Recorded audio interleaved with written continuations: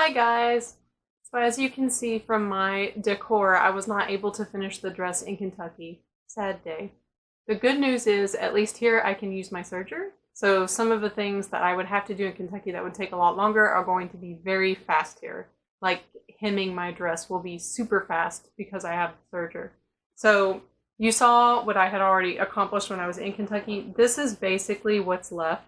I need to do some hand stitching on the inside of the dress to keep the collar from popping out. So that will probably be what I do next. I also need to hem the dress, of course. That will be a lot faster with the serger. I need to sew the zipper in the side. And then I also have my 2 sleeves, which I have the markings done on, but I haven't actually started sewing them. So 2 sleeves. I think each of these gets 3 darts, and then I can put them together, and then I have to fit it into the shoulder.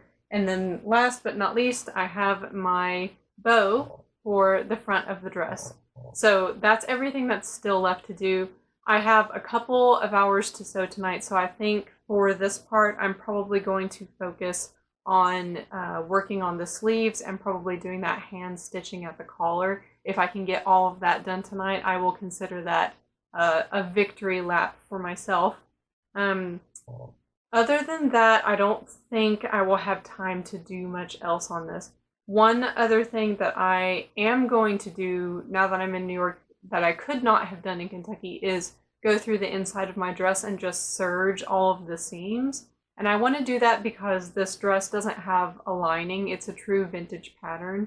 So for those of you who may not know, a lot of the vintage patterns, some of them don't use linings, and it's because a lot of times when they were making those patterns, it was a struggle for women to get fabric.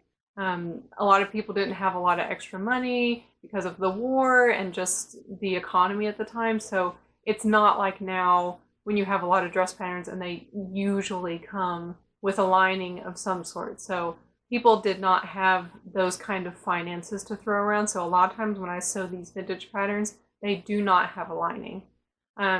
So that is what's up. I'm going to start filming this. I hope I can get quite a bit of it done tonight.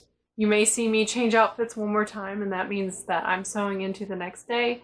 But I just wanted to briefly let you guys know that I had come back, and that's why everything all of a sudden looks different. So I hope that you will follow along and enjoy watching me sew the rest of this very large, what feels like somewhat of a tent dress. So let's get started.